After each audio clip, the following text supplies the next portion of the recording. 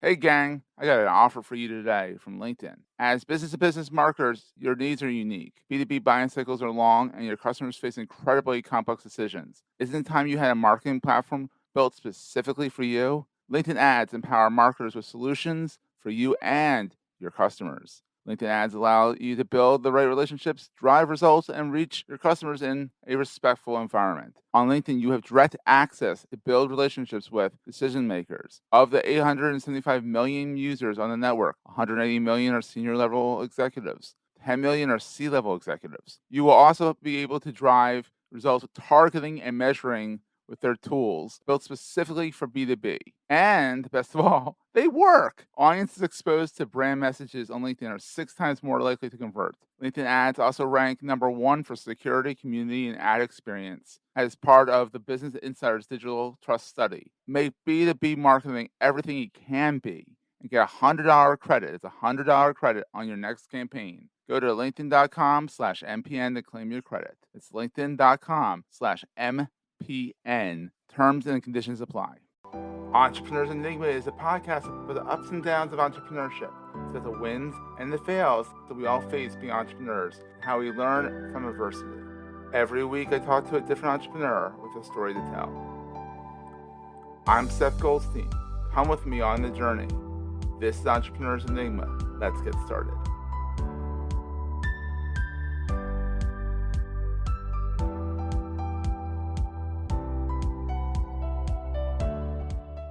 Hey, everybody. Welcome to another edition of the Entrepreneurs Enigma podcast. Today, I am here with Charlie Key of Losant. I said that correctly with my Philadelphia accent and everything. It's not Losant, it's Losant, which is an IoT, Internet of Things application enablement platform, which we will get into what the heck that means a little bit later because that's a mouthful right there.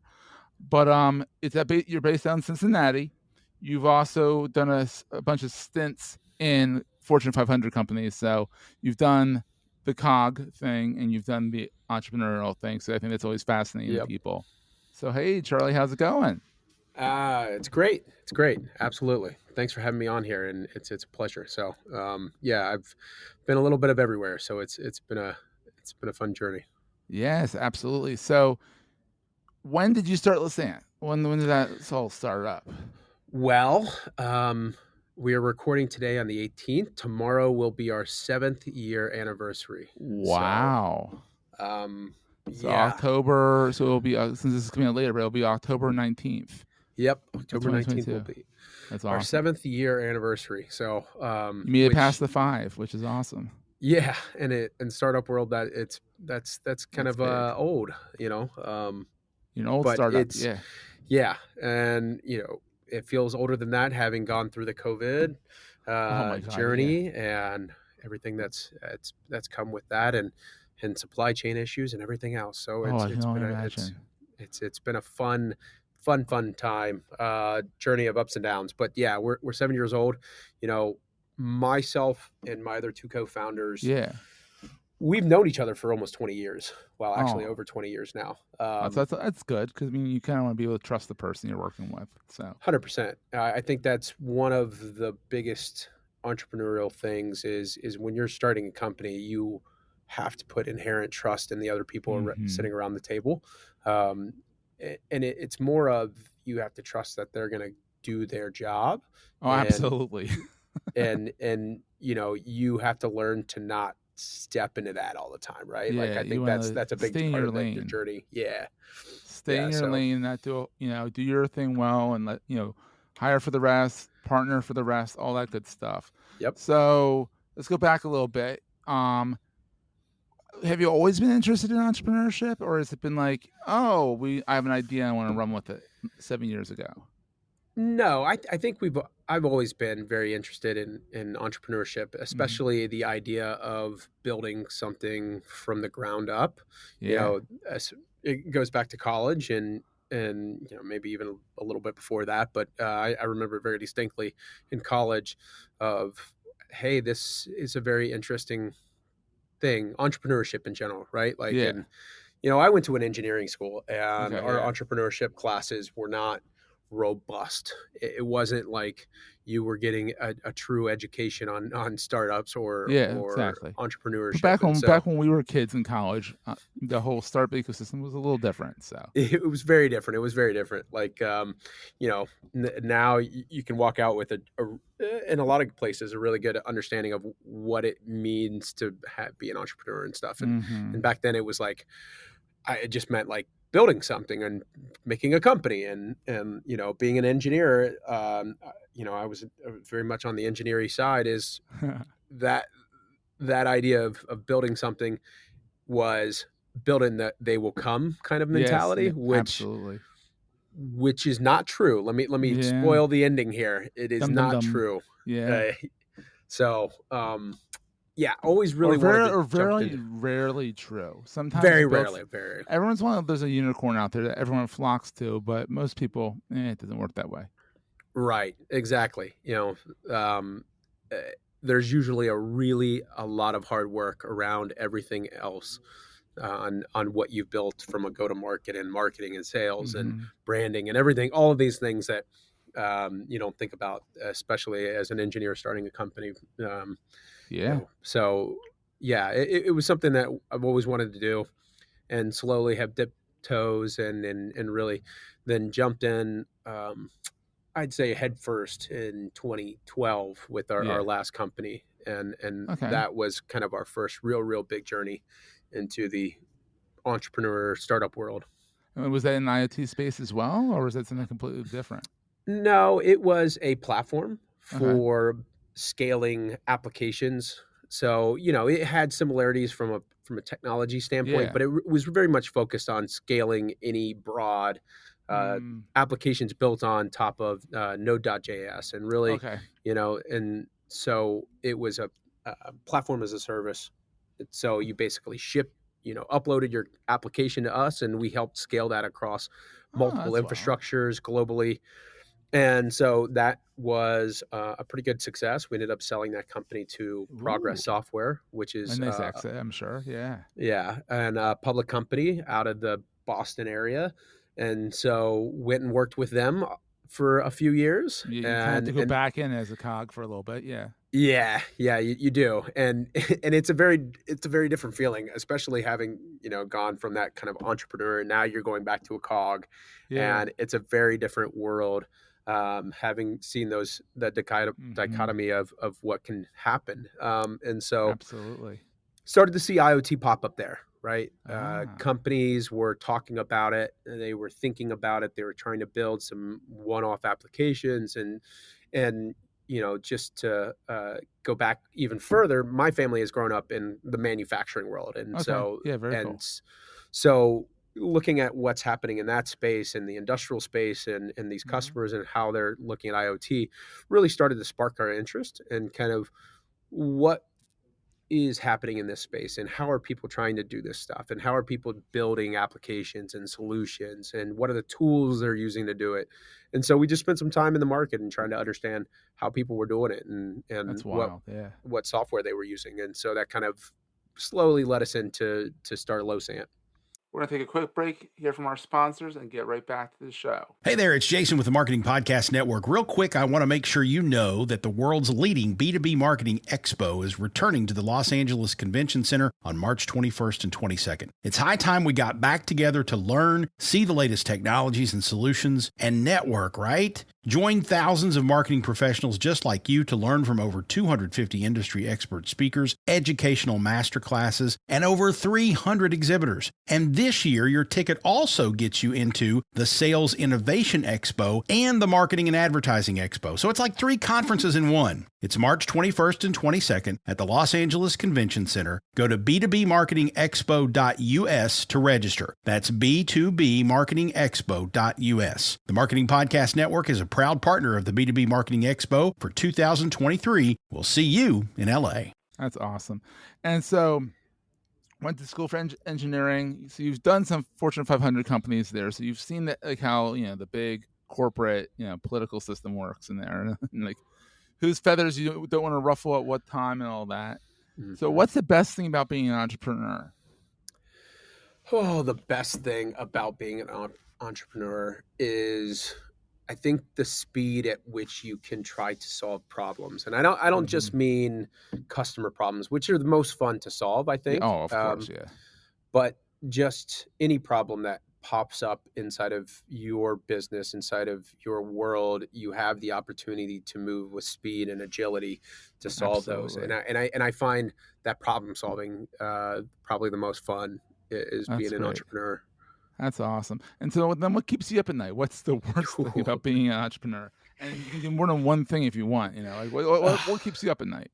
It depends on the day, right? Yeah, I'm sure, yeah. Yeah. We've got our team's about 40 people or so. So, Wow. I think number one is just making sure that our team is one, that we have money in the bank, right? Like you're a That's a big startup, thing. That's a big thing, absolutely. so you don't want to have to worry about those things, but just make sure our team is pointing in the right direction, and that we're thinking about the business in the right way and trying to solve the right problem. So team is a big part of that, right? Like, it's just making sure all those components are right. I think the other one is just trying to solve the problems. I spend a lot of time thinking about the problems that we have in the business and where we can improve. And, those are the things that keep me up at night most of the time is, okay, how do we build better awareness for the business? How do we build better lead generation? Are we attacking this market the right way, right? Is the macroeconomics of the current world, is that going to have an impact, right? Like, that's a big one that keeps everyone up at night right now. Yeah. Right. So it's those problems and challenges that keep me up at night. And, again, those are the fun problems to kind of think about and work on, but they are big. They're definitely big. And Losant does IoT application enablement. So are you building out the IoT devices? Are you enabling? Like, what the hell does that mean? That's a great question. And it's a terrible way to describe, it's one of those analyst terms, right? Like somebody at IDC or Gartner was like, oh, we've got it. We figured it out, how to bucket these things together. Yeah. The way I like to put it is we focus on all of the software to help companies build IoT products and solutions. That starts down at the edge. So helping collect data, ingest that data from devices, from equipment. We work a lot in the enterprise space. So you're going to think maybe a building system or an engine or a compressor. How do you get data from that? So our software down there, gather that data, store that data, be able to process it, visualize it. Yeah, it's helpful. Put it in dashboards, analyze it. And then really a big focus of what we do is enable our customers to deliver that data to their customers in a meaningful experience, right? That's how that quote unquote application enablement all comes together, right? We're enabling those applications, but really it's all of the core software to help build and deliver these products and services for our customers. Oh, that's fun. Once you understand the term, it's very fun. Yeah. Before you're like, say what? Yeah. And the funny thing is we work with hundreds of different pieces of hardware, and I'm sure you have a whole room full. We do. It's actually right over my shoulder here. And we've got boxes and boxes of hardware that have been tested and used from customers and others, projects. That's and kind of everything. fun. So, yeah, it's kind of fun. So if your kid has a school project, and you're like, well, I got a Raspberry Pi or two in the office, we can bring it home. Yeah, we've also got a electric motor if you need it, or a small windmill. So the kids are all set for their science projects. Mm-hmm. Dad, I need an XYZ turbine, and you're like, I got it. Yeah, like, and then we've got the Lego Millennium Falcon here too. So of course, it was a startup after all. Come on now. Yeah. You gotta have the fun stuff. So what is the most important thing to carry with you all the time? Physically or mentally? It can be both. You can do both if you want. For me, physically, it is mostly a credit card. Yeah, you need that, yeah.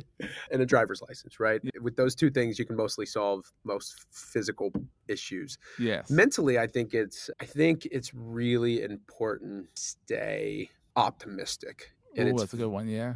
And it's very easy to stray away from optimism, especially, over the last several years, you've had many, many opportunities to be pessimistic about what's happening. I try to work personally very hard to try to stay mentally optimistic and try to carry that and portray that. Yeah, absolutely. And especially when you're the boss man, the chief poobah, you need to be the optimistic head of the company. Otherwise, if you're down in the dumps, everyone else is. Right. People say that very quickly. And I don't mean that as in like, don't be wildly illogically optimistic. It's having some realistic optimism about absolutely where the opportunities are and what we're doing. Yeah. So Charlie, where can people find you online? Where's your watering hole? I spend most of my time, interestingly enough, on LinkedIn. What a surprise. Yeah. I know. It's funny. It's like, it's a fun platform. It's gotten more and more fun. So. It's gotten way more fun. And the interactions are really been good. So I spend a lot of time on LinkedIn, so that's a great place to find me. And then we've got a lot of stuff on our website at losant.com. We do a lot of webinars and a lot of speaking and a lot of events. I spend a lot of time on the road, especially as the world is coming back to life in a in-person scenario, I guess. That's been a lot of fun. That's awesome. Well, Charlie, thank you for being on the program. This has been so much fun. I'm glad we got to connect, and we'll see everyone next week. Absolutely. Thanks, Seth. That was a great show. Hey, if you're enjoying Entrepreneurs Enigma, please give us a review on the podcast directory of your choice. We're on all of them. And these reviews really help others find the show. Also, if you're getting value from the show and want to buy me a coffee, go to the show notes and click on the link to help me stay awake while I bring you more great episodes to your ears. That's in the show notes, and I look forward to the next episode. Take care, guys.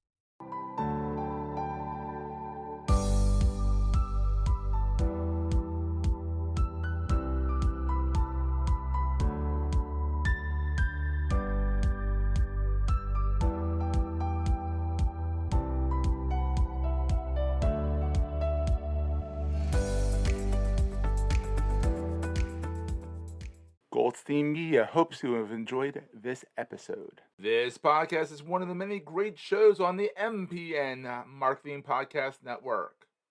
You may know you're listening to this show along the Marketing Podcast Network, but did you know there are other great shows on MPN to help your business? Carrie Barrett hosts a great podcast called The VIQ Project. Carrie, tell us what these fine folks will get out of listening. Okay, you know how you go to shoot a 2-minute video, except it takes 2 hours, you hate yourself on camera, you don't know what to do with it, and so it doesn't perform? You'll get all the tips and tricks you need to fix all of that on this podcast. Wow, we're going to be lining up for this. Where can people subscribe? You can find it on my website, which is carriebarrett.com. You can also find it if you search the VIQ Project Podcast on YouTube. Of course, you can find the show at marketingpodcasts.net, or you can subscribe and search for the VIQ Project Podcast wherever you get your podcasts. You heard her.